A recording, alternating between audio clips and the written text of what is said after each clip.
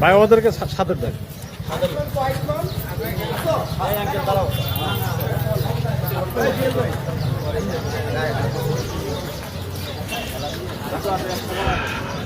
প্রিয় দর্শক শ্রোতা বৃন্দ, আপনারা দেখতে পাচ্ছেন আমিরে মজলিস শেখুল হাদিস আল্লামা মামুনুল হক ঢাকা 13 আসন থেকে তিনি নির্বাচন করবেন ইনশাআল্লাহ।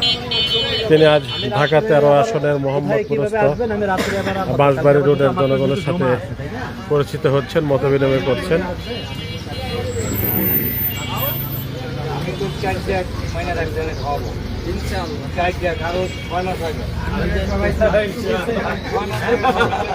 জনগণের মধ্যে ব্যাপক সাড়া দেখা যাচ্ছে, সর্বস্তরের জনগণ।